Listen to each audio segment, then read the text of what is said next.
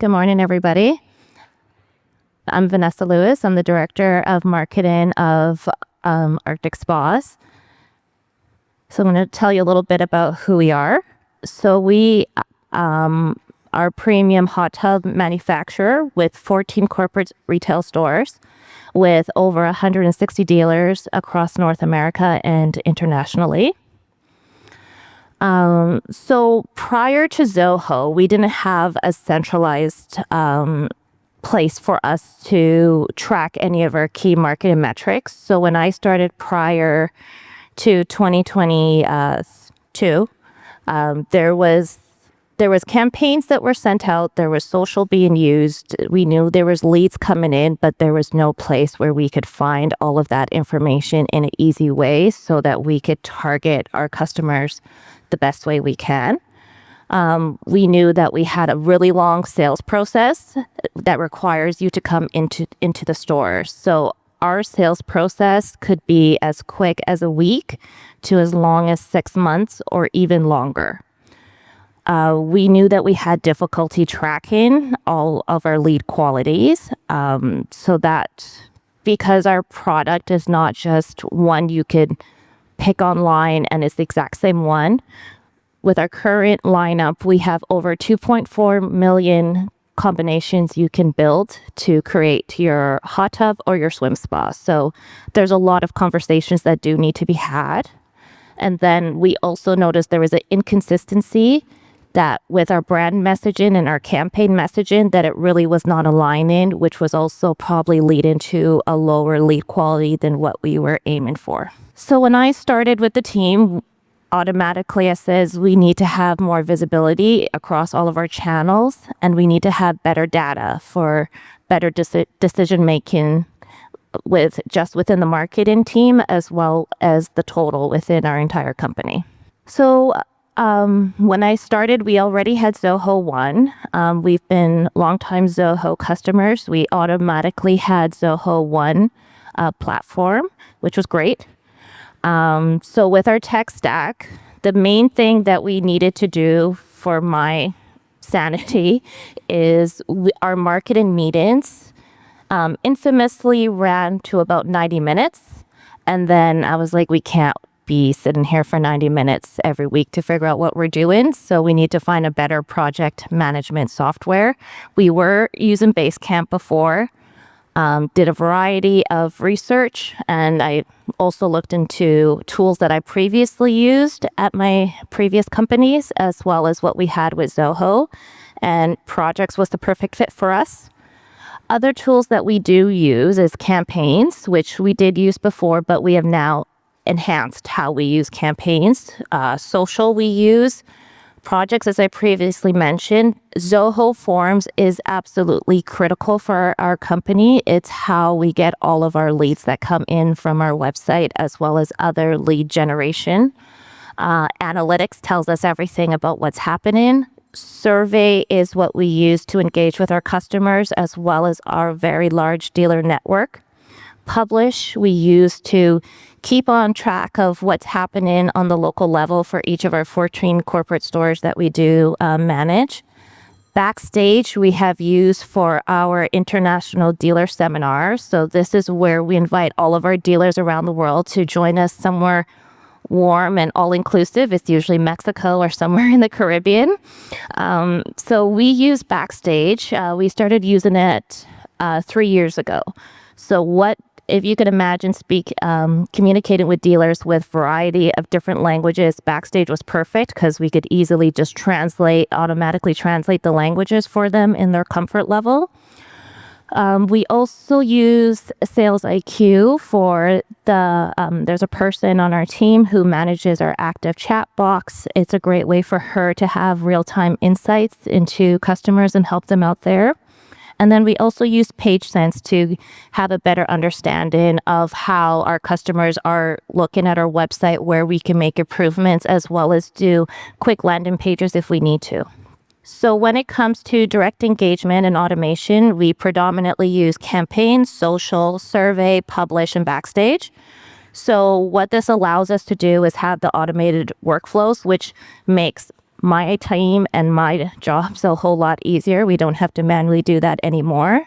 We love the surveys and the reviews. It allows us to know in real time if something is working. If we're finding hiccups out there in the field, we can automatically get an alert. We can speak to our relevant teams internally so we can action out something and provide information to everybody in a timely basis.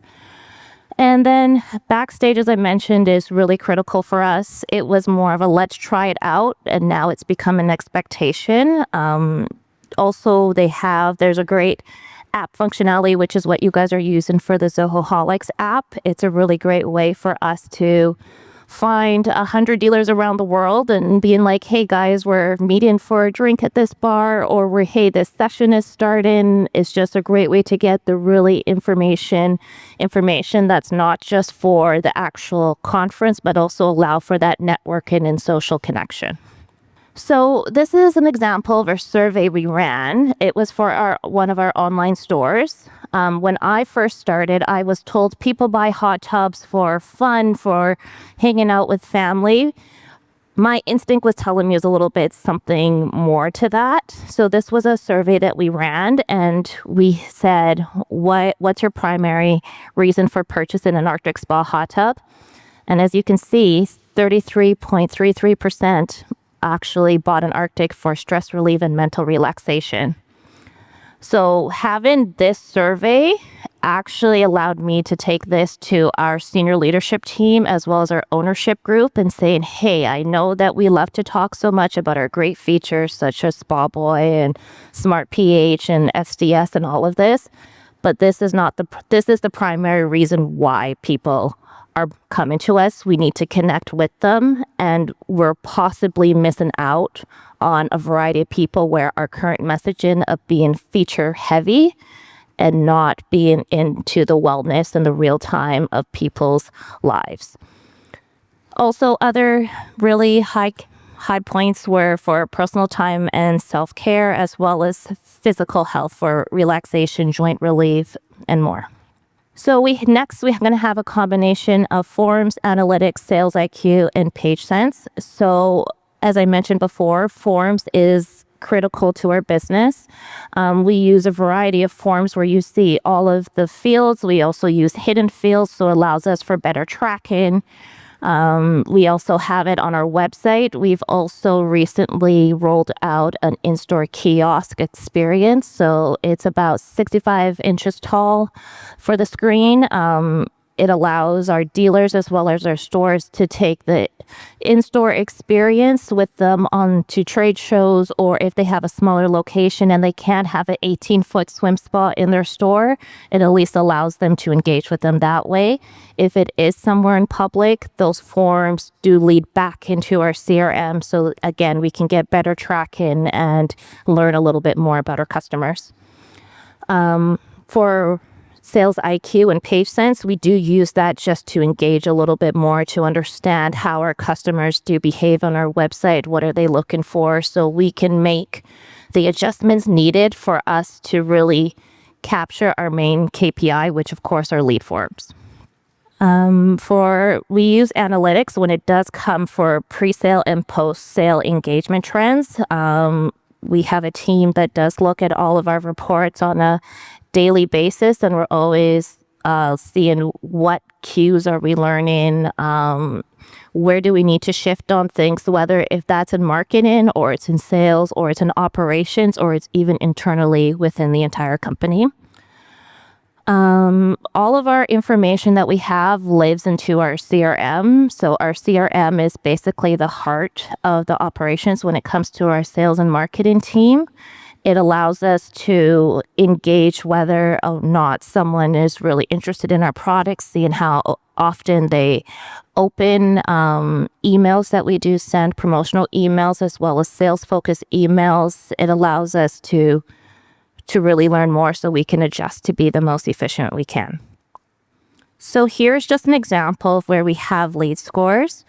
I don't have the breakdown of exactly what they have for them to reach a score of 90, but they most likely engage with a lot of our emails. They open them, or they also came to in-store visits, which we do track by their sales purchases. So when I started with Arctic, there was only a marketing manager and a graphic designer. So a lonely team of two that did a lot. We made the focus into marketing, knowing that we really needed to stand out, as well as to meet our goals, which is to expand more so into the US, because we're pretty well known in Canada. I'm proud to say we have 80% of the market share in hot tubs in Canada. Given that they are built to withstand the really cold minus 40 degrees Celsius temperatures. I'm not sure what that is in Fahrenheit, but I know that's super, super cold. So we do really well in countries like Norway and Iceland and the UK, where they do have winters, as well as the colder states. But we do know that we have the opportunity to expand more. So knowing that, we have our team that is based in Edmonton. We have our team that's also based in Thorsby, Alberta, which is just about 45 minutes outside of Edmonton. We have our U.S. headquarters in Spokane Valley. We have our contractors in Spain. So it's a lot of people in different time zones. So we knew that with projects, they were able to, allows us to have really tight team collaboration. So it is our centralized hub for everything, our marketing goals, our projects. It allows us to interact better with our sales team, as they too have visibility into that. And then all of that data still gets pushed back into our projects. So we have better data, so we know the cadence. So when we were starting off with emails, we decided to test if 4 emails were good or 3. We always know best practices, but every market is unique. So for example, in our Edmonton location, we know that they only need 2 emails and they're fine. If you send more, you get unsubscribes. For example, in one of our smaller markets like St. Louis, we know that they need multiple, because it's just not clicking for them to open up the email. So we have to send about 3 or 4 for them to resonate to come into the store. Here's just an example of what our projects board looks like. We have it designed for a Kanban, which we find is the easiest for us. So we have a column for upcoming projects. Triage is any project that does come in after our Monday meetings, just so we can be prepared. We also have a to-do column, and then we also have a Juca, that is our web-based team. They're based in Spain, so it's for them when their day starts, they can see what they have to do. We also have in progress, ongoing. Peer review is something we just introduced to our team this past year. And then we also have review approvals, and it goes on and on and on. It just allows us for a great way to visually see where all of our projects are. It allows our team to have communications. And I would just want to caution is just don't think setting this up is going to be perfect. You have to really enforce your internal process. So if for example, all communication with my team on a project has to be done in projects. I don't want to see anything in any other tool. If we're using Click for messaging or Teams or text, we love to use text in our company. I'm trying to move away from that because there's no way to see who approved what where. So we have all communication in projects, and we keep track of it. If we're following up with R&D and they haven't gotten back to us, we write it in comments in case an ownership member or my VP's like, hey, what's happened with this project? I'd be like, we reached out on this day, and I can easily pull up the email. It just leaves for less stress and more organization on your own. So just going to quickly go over our results and impacts. So for us, we were looking for lead quality over volume. So this is the main KPI that my team is measured on. We've noticed that our leads did come down, but our conversions have increased. And all of that we can see right through the CRM journey. We notice once we have been a little bit more sophisticated in our messaging, the sales actually process is actually shrinking to what it was before. We're giving our customers the information they need right from the beginning, and then we're allowing our sales teams to really communicate what's really needed during that process, but we are also educating them a little bit more.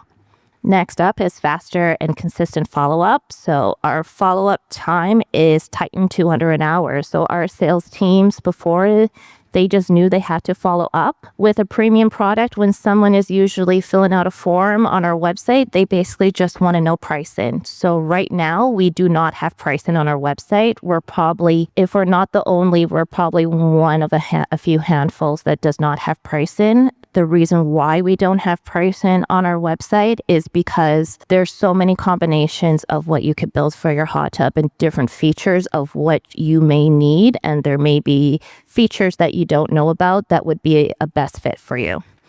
But now we have implemented that through the CRM, where our sales team does get, they get an update right away via text and email. Then they'll get another one if they haven't updated the status or reached out. And then we have someone who will actually call them. Someone from our team will be like, hey, you're letting this lead slip. You need to follow up with the sales process. The reasons why we push that is because we found when we did a random audit that leads were just sitting there for over a week. And it is so incredibly hard to get a lead, somebody to fill out a form, especially for a hot tub with no pricing. They have now lost interest and they've gone to the first person who actually got back to me. That has happened to me with, I was buying a product. I did not have time. The person that actually was following up consistently, because they were the one that got the job. So it's just those little touch points that did matter. And we convinced the sales director to really push that hard for us. We wanted to improve our bottom line. So we did notice that our total revenue has increased. Last year, we had a great year, but we also noticed that the price per unit has also increased. So this just shows to the value of having really consistent messaging to the right audience, that it was resonating and they saw the true value with a combination of marketing and the sales teams working together. And as I mentioned before, we used to have 90-minute meetings. We got them down to 15 minutes within, I would say, 2 weeks of using projects, because we had all the information there. Everybody knew the status of where everything was. There was less follow-up that was needed from me. And all the information was all in one easy place for the teams to execute on their work. And that's it. Thank you.